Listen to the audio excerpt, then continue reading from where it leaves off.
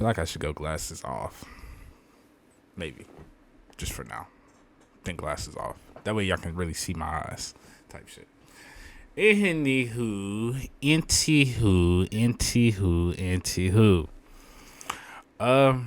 Yes, we had a lot of interesting. Well, I watched 3 matchups today.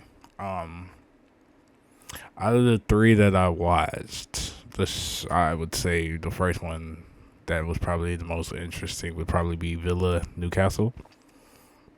Shout out to Newcastle, by the way. You did my Spurs a lovely hand by picking up that dub, taking away any potential points for Villa. Given the fact that my Spurs technically play what is now today, Wednesday, and if we get that dub, and we have enough of a goal differential, we will be 4th place in the league after today. Now, I'm not going to count my eggs before they hatch. But I think we can take Brentford. What? I think we can take Brentford. I think. Ivan Toney is back, so that kind of gives me a little worry. And we don't have Song. I think Madison will be back, but I'm still worried. But enough about Spurs. They haven't played yet. Let's talk about Villa and Newcastle United. So this game was a little weird because if you look at the straight statistics, you would have thought, if you didn't know the score of this game and you looked at straight statistics, you probably would have assumed that Villa would have won. You know, like I said, given the fact that if we just look at straight statistics, Villa. I mean, the shots on target was pretty even. Newcastle had 14. Villa had 6 shots on target, but only managed to get 1 goal. So you got to give a shout out to Newcastle's goalie for that. They dominated possession for sure. 61% versus 39. They had control of the. They had the ball the majority of the time, but they really didn't do too much with it.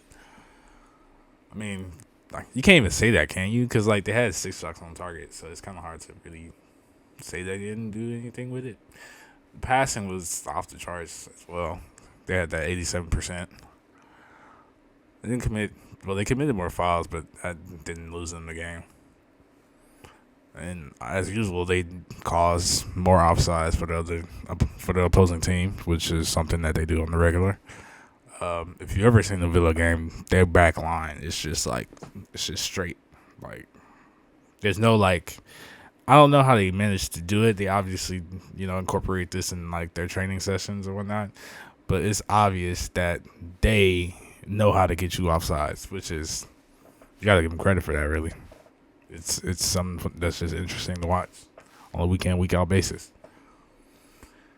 But they didn't pick up the dub today, which is, like I said, if you just look at straight stats, you probably would have thought they might have won. You probably would have thought the game was probably like 2-1. Maybe they picked up the dub or whatnot.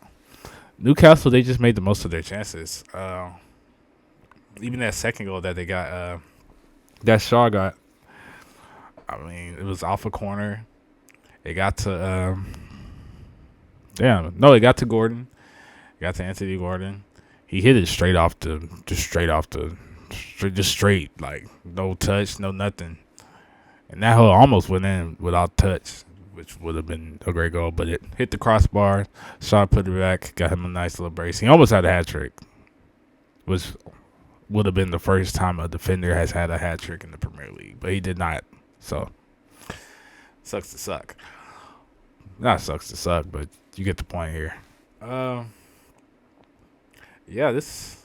just glad that Newcastle picked up the dub. That's what I'm mostly happy about. I feel like Newcastle has had a rough season, like for the majority of this year, the seasonal year, this 23-24 season. And I feel like now that they're starting to get back healthy, they're going to be really spooky. Really, really spooky. And they're not even that far off when you really think about it. They're 7th in the league right now. And what, 32 points? They've stringed together a couple of wins.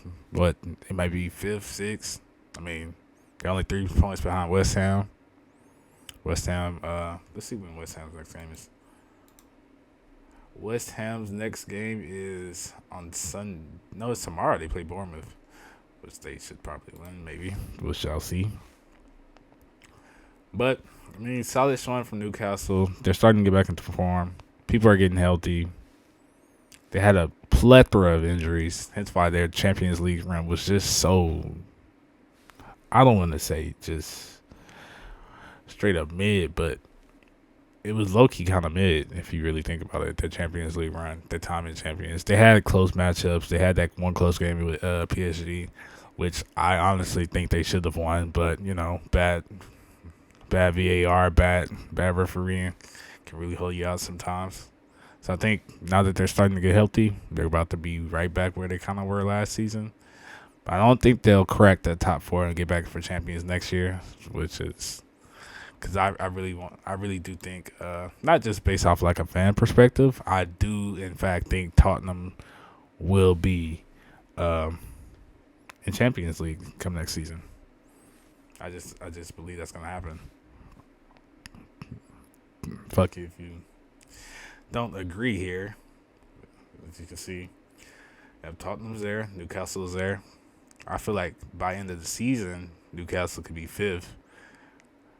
Aston Villa, it'll either be Aston Villa or Newcastle in this fifth spot.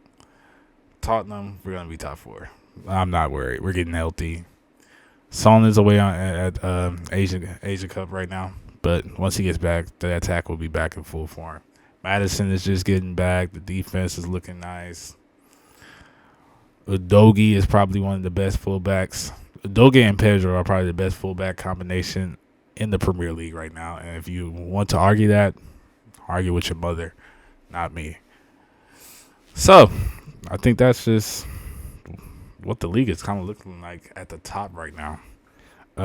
Next game I want to talk about or briefly highlight is the Luton game for sure. I think that game, that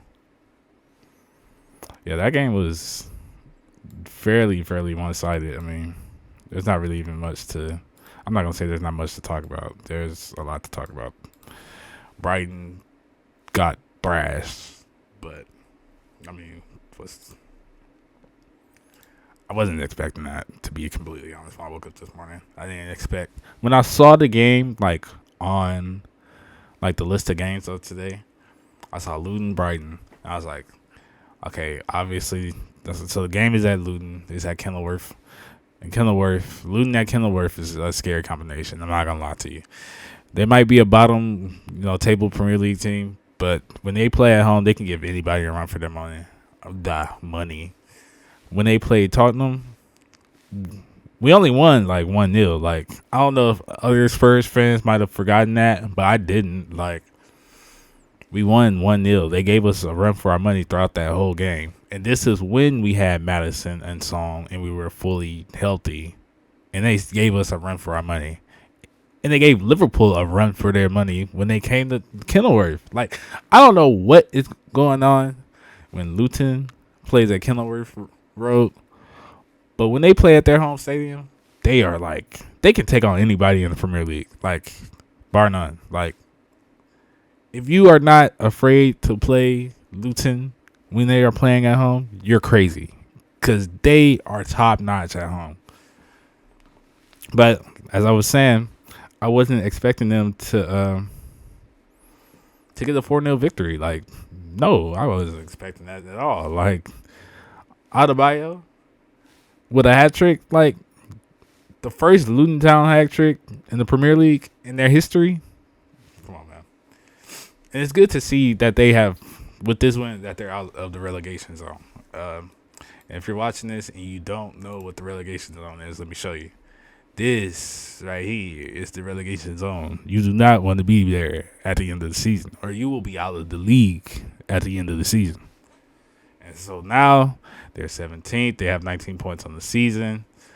One behind Nottingham Forest, who lost to Arsenal today. So shout out. Actually, fuck Arsenal. But I'm just glad to see that they're out of the relegation zone. I really am proud of them. I really am I feel like if you really like football, like you can't hate Luton.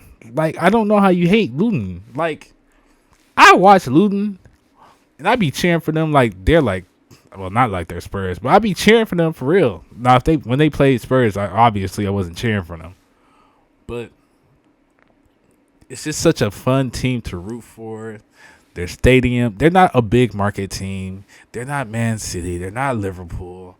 They're not Tottenham. They're not Man United. They're not Chelsea. They're just a small market team. They have a small stadium. You literally walk through people's backyards to get to the away side of the stadium. It's just something about Luton that I just love. And if you don't love them, if you don't like them, you need to have yourself checked out. Because they're just a fun team to root for. I want to see them stay up. I don't want to see them get relegated. I'm enjoying their play right now.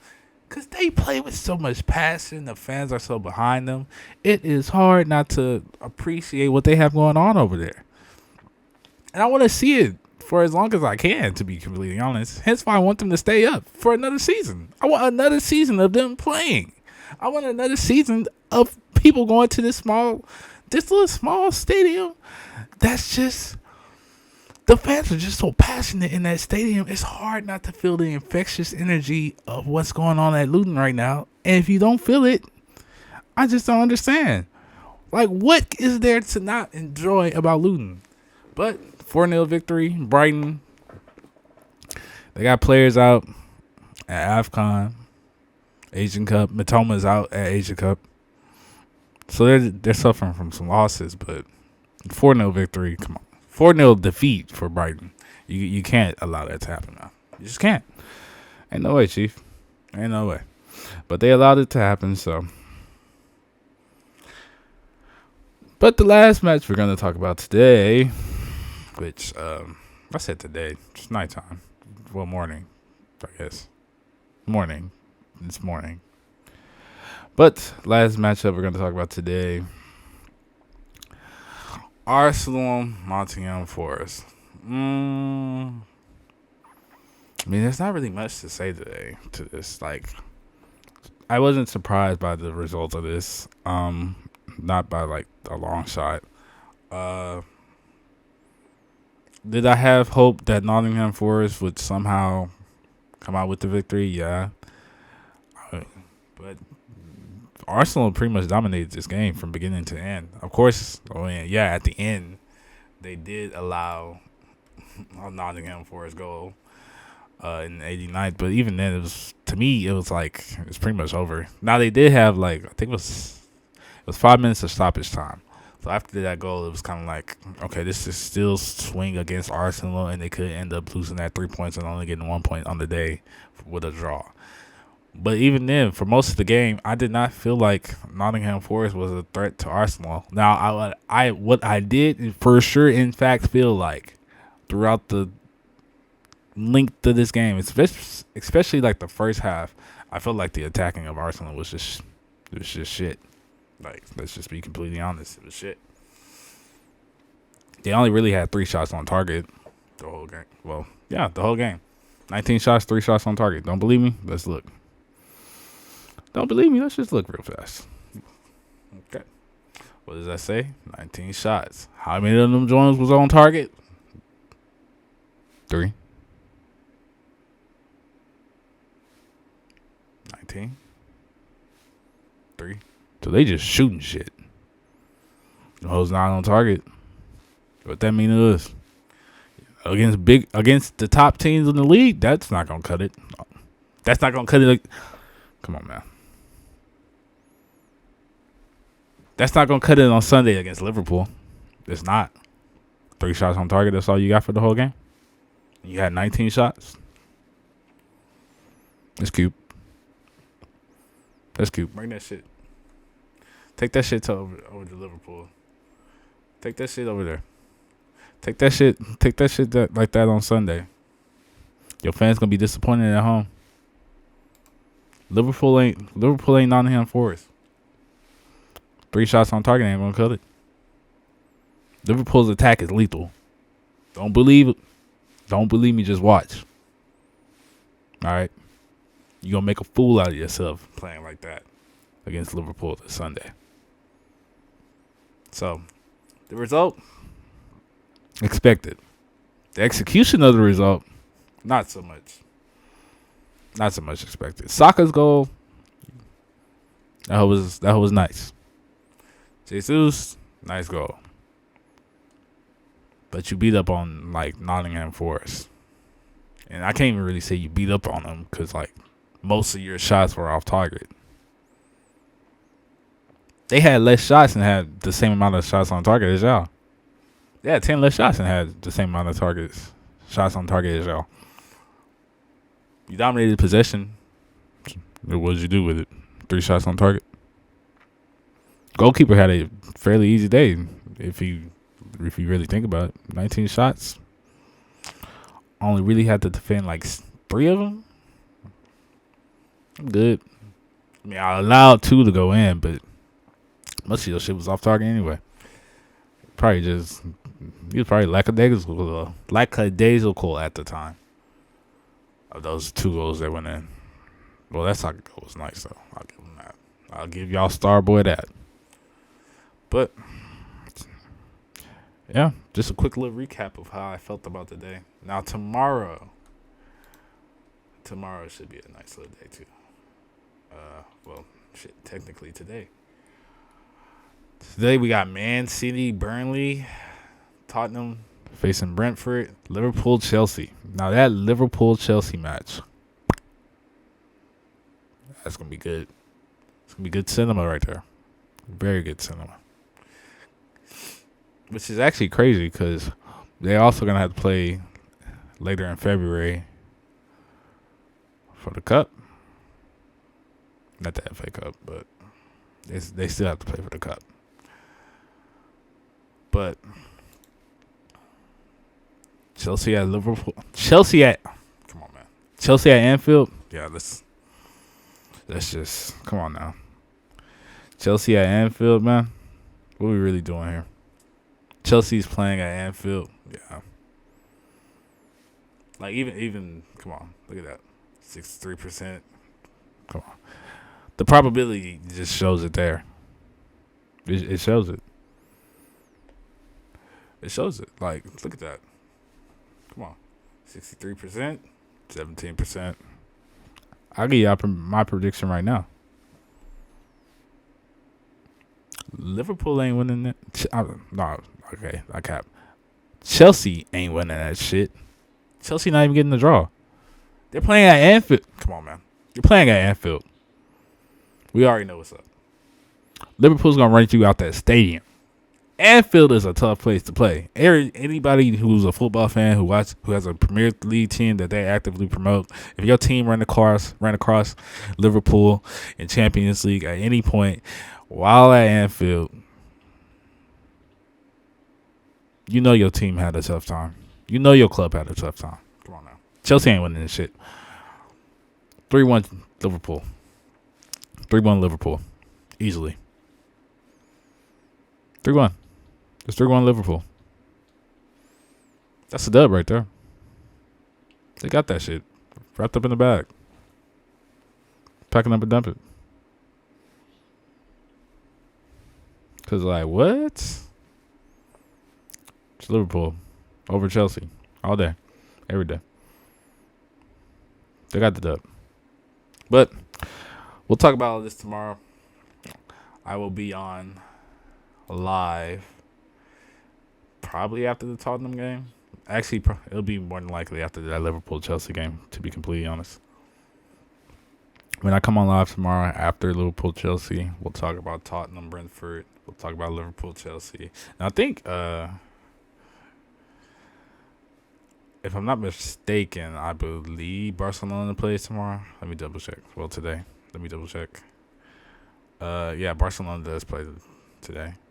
Atletico Madrid also plays today. So we got some La Liga action.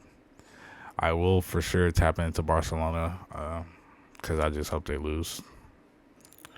Not gonna lie to y'all. You see this? You see the seal on the chest. You see the seal on the jacket. So there's good, bad, below. It's good to be back live. You know what I'm saying? If you're watching this on YouTube, make sure you like, comment, subscribe, hit that notification bell. And I will see you guys tomorrow. Later today. I will see you guys later today. Type shit. Remember, man, I'm not the best. I'm not the worst. I'm just in the mid. Have a good night, y'all. Good morning. Good night. Have a good night. Have a good morning. One of the two. Whatever it is for you, just have a good time doing that.